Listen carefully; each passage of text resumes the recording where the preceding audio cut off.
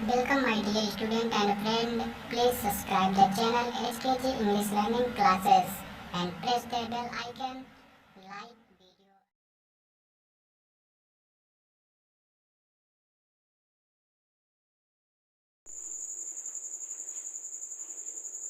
Hello dear students, स्वागत है आप सभी का आपके अपने YouTube channel HKG English learning classes में। स्टूडेंट्स, हम आप सभी के उज्जवल भविष्य की कामना करते हैं कि आप जो भी पढ़ें वह आपको अच्छे तरीके से लर्न हो और अच्छे तरीके से समझ में भी आए। चलिए स्टूडेंट्स, शुरुआत करते हैं। हम सभी लोग काइंड्स ऑफ द सेंटेंस के चौथे पॉइंट पर, जिसका नाम है ऑप्टेटिव सेंटेंस। ऑप्टेटिव सेंटेंस जिसका हिंदी मतलब होता है इच्छाबोधक वाक्य। ऐसे वाक्य, इसका डिफिनेशन है the sentence which expresses pray wish curse bless keen desire etc is called an optative sentence. इसमें आपको बताया गया कि द सेंटेंस विच एक्सप्रेस, वह वाक्य जो प्रकट करता है, प्रस्तुत करता है प्रार्थना, शुभकामना, अभिशाप, आशीर्वाद और तीव्र इच्छा इत्यादि, इज कॉल्ड कहा जाता है एन ऑप्टेटिव सेंटेंस। उसे ऑप्टेटिव सेंटेंस कहते हैं।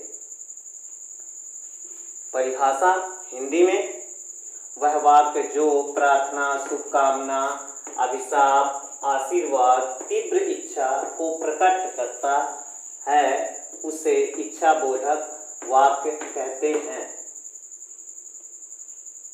The serious activity of the heart is also called an optative sentence.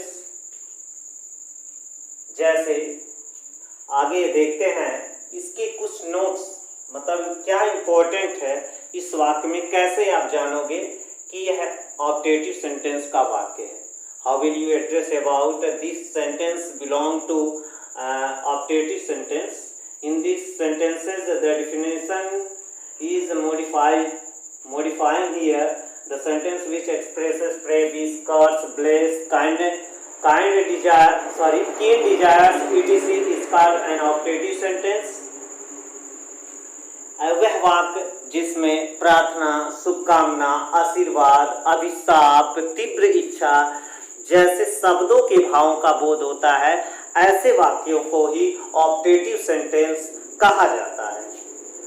ऐसे वाक्यों में ये नहीं लिखा होता है ये प्रार्थना है, ये शुभकामना है, ये अभिशाप है, ये ब्लेस है या ये तीव्र इच्छा है। इसमें ये सारा चीज नहीं लिखा रहता है, बल्कि हमें समझना होता है, मन से समझना होता है। वह वाक्य जो प्रार्थना, शुभकामना, आशीर्वाद, अभिशाप, आशीर्वाद, तीव्र इच्छा को प्रकट करता है, उसे इच्छाबोधक वाक्य कहते हैं। उसे इच्छाबोधक वाक्य कहते हैं। इस पे आप विशेष ध्यान देंगे, कहते हैं। अब नोट में देखते हैं विशेष क्या है इस वाक्य की। ऐसे वाक्यों की शुरुआत हेल्पिंग वर्ब में से होती है। में माने सकना होता है, यानी सकता है, सकती है, सकते हैं होती है, और वाक्य के अंत में संबोधन के चिन्ह का, एक्सक्लेमेशन मार्क का प्रयोग अवश्य किया जाता है। इसमें ऐसे सेंटेंस की शुरुआत बताया गया में से होती है। में इज ए हेल्पिंग वर्ब, जो कि एक सहायक क्रिया है, मॉडल ऑक्सिलियरी का एक पार्ट है। लेकिन ऐसे वाक्यों में इसका अर्थ सकना के रूप में नहीं होता है, बल्कि यह ऑप्टेटिव सेंटेंस में वाक्य में सबसे पहले प्रयोग होते हैं, जिनका इसमें का कोई मतलब नहीं होता है। आइए देखते हैं उदाहरण में। ये टेक एग्जाम्पल, आपकी लंबी उम्र हो। कभी कभी जब आप किसी का, अपने से बड़े का पैर छूते हैं, तो वहां पे बोलते हैं, मतलब ऐसा आशीर्वाद देते हैं, आपकी लंबी उम्र हो।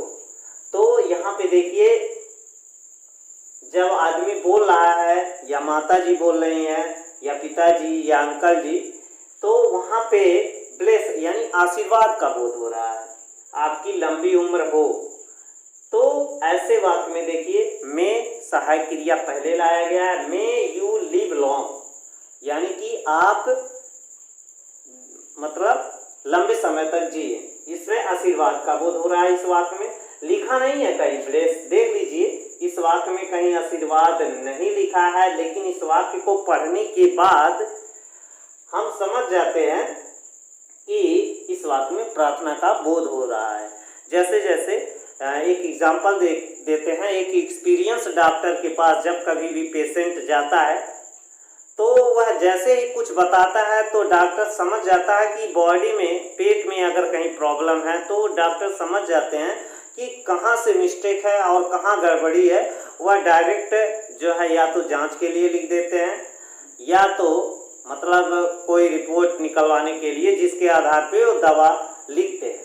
तो कहीं ना कहीं अनुभव होता है जिससे हम लोग फील करते हैं और यह भावना प्रस्तुत होती है। अगला वाक्य आता है, भगवान आपके परिवार को खुश रखे। भगवान आपके परिवार को खुश रखे। तो देखिए यहाँ पे प्रे का बोध हो रहा है। जब भगवान का नाम आएगा तो ऐसे वाक्यों में प्रार्थना का ही बोध होगा। तो देखिए may God keep your family safe. भगवान आपके परिवार को सेफ रखे, सुरक्षित रखे। तो यहाँ भी आप देख सकते हैं स्टूडेंट्स, मे का प्रयोग हुआ है। एक बात जरूर याद रखें कि जब भी आप चैनल को देखें तो इससे पहले आप एक पेन और एक नोटबुक जरूर रखें। बीच बीच में जहाँ कहीं भी अगर आपको लगे कि आप पीछे हो जा रहे हो तो वीडियो को पॉज करके उस चीज़ को आप लिख सकते हो। और यह एक भविष्य में चल करके अगर आप कंटिन्यूसली इस चैनल का प्रयोग करते हैं स्टूडेंट्स, तो मेरा ये आपसे वादा है कि इंग्लिश में आपको काफ़ी कुछ सीखने का अवसर मिलेगा और साथ ही साथ आपको इंग्लिश का अच्छा से अच्छा नॉलेज भी होगा। आगे बढ़ते हैं उदाहरण में। तीसरा नंबर, वह आज फेल हो जाए। वह आज फेल हो जाए। तो कुछ लोग, कुछ पड़ोसी दूसरे पड़ोसी से क्या रखते हैं, कहीं ना कहीं घृणा रखते हैं, द्वेष रखते हैं, उनके अंदर जेलसी रहती है, हैट्रेड रहता है।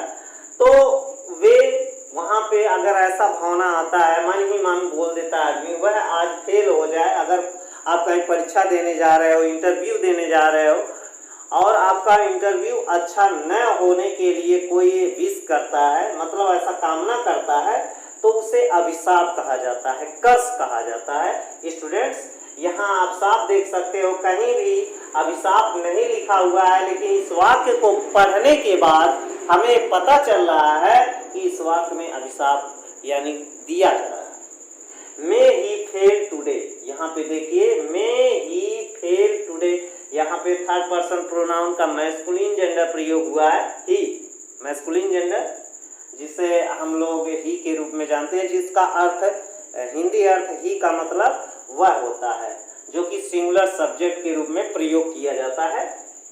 आगे बढ़ते हैं। आगे उदाहरण में, तुम पास हो जाओ। तुम पास हो जाओ। अगर आप कहीं पेपर देने जा रहे हो, इंटरव्यू देने जा रहे हो या कहीं रिज्यूम प्रेजेंट करना है आपको, तो आपके गार्जियन जो आपको चाहते हैं, जो आपके लविंग हैं, वह आपको विश करते हैं कि तुम इसमें पास हो जाओ, इस परीक्षा में पास हो जाओ, इंटरव्यू में पास हो जाओ, रिज्यूम में पास हो जाओ। तो मे यू पास, यहाँ पे देखिए लगा हुआ मे का प्रयोग हुआ है। यू जो कि आपका सेकंड पर्सन है, सिंगुलर और प्लूरल दोनों के रूप में इसका प्रयोग होता है, एक वचन और बहुवचन के रूप में। पास तो मेन वर्ब है इस सेंटेंस का, और exclamation mark at last of the sentence. It is very compulsory in each optative sentence. At last you will use an exclamation mark in the sentence. अगला सेंटेंस आता है पांचवा, I wish that he were alive today. यहाँ पे लिखा हुआ है keen desire, तीव्र इच्छा हो। तो यहाँ पे देखिए मेरी इच्छा है काश दैट की ही वेयर, यहाँ पे ही के साथ वाज लगता है, जी वाज ही सिंगुलर वर्ब होती है, लेकिन जब किसी असामान्य बात की कल्पना की जाती है तो वैसे सेंटेंस में सिंगुलर सब्जेक्ट के साथ प्लूरल वर्ब का प्रयोग किया जाता है। यह आगे आपको जब कंडीशनल सेंटेंस पढ़ाया जाएगा, तब उसमें आपको इंट्रोड्यूस कराया जाएगा, तब तक आपको वेट करना पड़ेगा स्टूडेंट्स। आगे चलते हैं। कभी कभी वाक्य में छिपा होता है, कभी कभी वाक्य में, हर जगह आपको यहाँ पे 5 एग्जाम्पल्स दिए गए और 5 एग्जाम्पल्स में ये बताया गया कि वाक्य 5 जगह आप देख सकते हैं में और में लगा है, और यहाँ भी सेंटेंस में सॉरी यहाँ में नहीं आया है, लेकिन यहाँ तीव्र इच्छा प्रकट करने के लिए में का प्रयोग न करके विष लाया गया है। आगे आते हैं। कभी कभी वाक्य में छिपा होता है। उदाहरण देखते हैं इसका। ऐसा दिन बार बार आए, जब कोई सालगिरह, शादी की सालगिरह मनाते हैं तो वहाँ पे आप विश करते हैं जोड़े को, कपल को, तो वहाँ पे इस सेंटेंस का प्रयोग होता है इंग्लिश में many many happy returns of the day. वहाँ पे हैंडशेक करते वक्त जो है आप वहाँ बधाई देते हैं, शुभकामना देते हैं, तो ऐसे सेंटेंस में आप देख सकते हैं मेनी मेनी का प्रयोग हुआ है। मेनी माने कई बार हो, तो यहाँ पे मे का प्रयोग नहीं हुआ है, लेकिन इस सेंटेंस में कहीं ना कहीं में छिपा हुआ है। तो ऐसे सेंटेंस को ही ऑप्टेटिव सेंटेंस कहा जाता है। स्टूडेंट्स, ये चौथा पॉइंट था जो आप सभी लोगों को बताया गया। तो मेरा ये मानना है कि अगर आप इस चैनल को सब्सक्राइब करते हैं, लाइक करते हैं, शेयर करते हैं, तो भविष्य में आपको ऐसे बहुत सारे वीडियोस देखने के लिए मिलेंगे, जिससे आपको बहुत कुछ सीखने का अवसर मिलेगा। तो स्टूडेंट, और इस हमारे देश में दुख की घड़ी चल रही है। कोरोना वायरस से बहुत सारे लोग इस दुनिया से अलविदा हो चुके हैं। लगभग 1 लाख लोग कोरोना पॉजिटिव हो चुके हैं, उसमें लगभग 37,000 लोग ठीक भी, रिकवर भी हुए हैं, और 3,000 अमूमन लोगों की डेथ भी हो चुकी है। तो मेरा ये मानना है, आप सभी से रिक्वेस्ट है, please stay at home and safe your family, keep your self also safe में। और हम आशा करते हैं, ईश्वर से विनती करते हैं कि आप सुरक्षित रहें और दूसरे को भी सुरक्षित रखने में मदद करें। हाँ, रास्ते में कोई बंदा, गरीब बंदा मिलता है तो उसकी ज़रूर सहायता करें। इन्हीं बातों के साथ मैं अपनी बातों को समाप्त करता हूं, और मिलते हैं अगले वीडियो में, जिसमें आप लोगों को ऑप्टेटिव सेंटेंस को एक्सक्लेमेटरी सेंटेंस को पढ़ाया जाएगा, जिसमें बताया जाएगा उसकी जो खूबियां हैं, उस सेंटेंस को आप कैसे जानोगे, how will you address about that sentence. And 4 sentence finish today, और यहाँ पे समाप्त हो चुका है। तो तब तक के लिए thank you and have a good day.